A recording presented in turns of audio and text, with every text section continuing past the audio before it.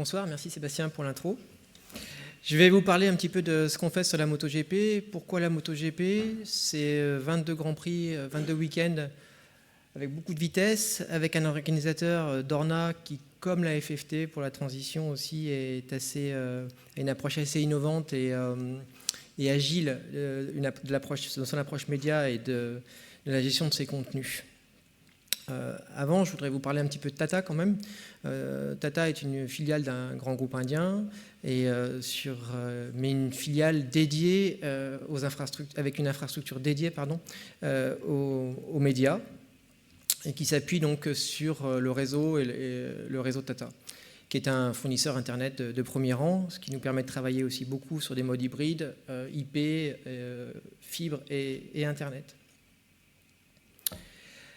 On est connu surtout pour la transmission, et je vous présenterai pour vous dire que ce n'est pas que ça, mais le use case porte sur ces modes de transmission, de la contribution à la distribution, avec des grandes marques, donc la Formula I, Serie A, ATP Media, World Athletics, la NFL aux États-Unis avec le rachat de The Switch, et donc la MotoGP. Alors voilà un petit workflow assez détaillé sur la contribution en distribution du contenu Dorna ici sur le SRT. Dorna réfléchit, je crois, beaucoup à ne travailler que sur le SRT et à abandonner le satellite pour sa contribution et sa distribution, et surtout sa distribution. Donc aujourd'hui, ça s'articule sur la partie contribution avec 2 cellules mobiles qui accompagnent tous les week-ends l'organisation de la Dorna, des cellules mobiles donc, où il y a des encodeurs, des décodeurs, des routeurs qui sont préfigurés en amont et à distance pour ramener tous ces signaux et qui sont monitorés par nos services, nos opérations, qui sont ensuite acheminés vers les diffuseurs, vers Dorna, leur centre de production à Barcelone, et leur service OTT. Et quand je parle de contenu, je parle évidemment de contenu vidéo, de caméras embarquées, de data, de télémétrie aussi pour les équipes qui travaillent beaucoup à améliorer leur performance autour de ça.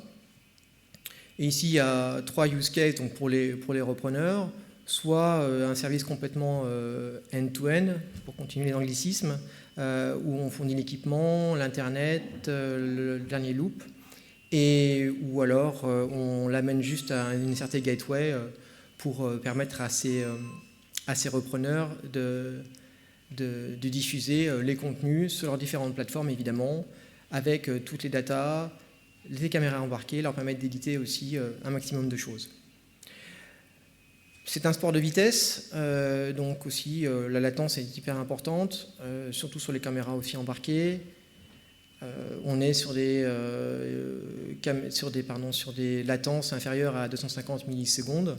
Et il faut savoir qu'aujourd'hui, une des particularités ou une des USP de Tata, notamment autour du SRT, c'est qu'en étant un fournisseur d'Internet de premier rang, même sur le SRT, même sur l'Internet public, en fait, c'est un LAN privé, tout simplement.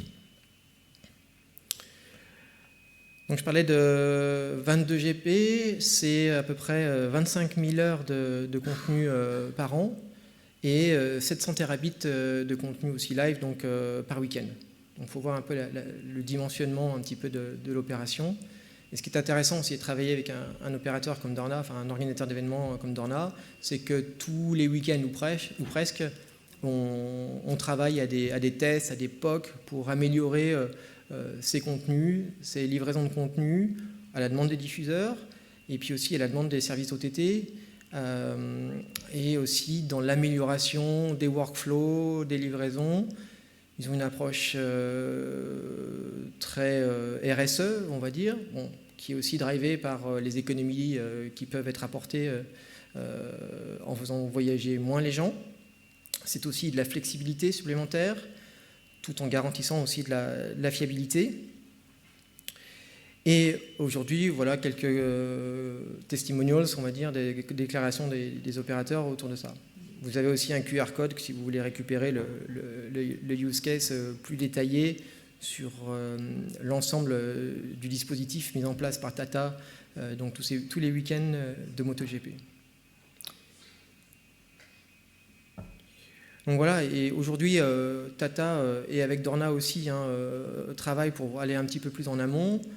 Au-delà de la transmission, la distribution, on cherche aussi à développer, ou en tout cas à mettre à disposition une infrastructure pour les opérations et pour la production. Aujourd'hui, ça va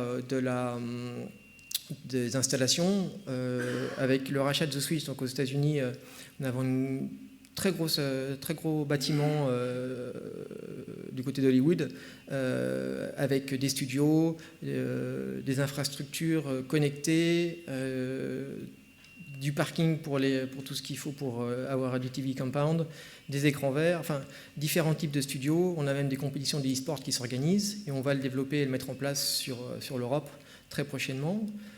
On met en place aussi toute la connectivité pour assurer des services de remote production ou des opérations remote, avec aussi en travaillant aussi beaucoup sur le cloud. Alors le cloud Tata, mais pas seulement, on est aussi agnostique, on peut travailler sur plusieurs clouds.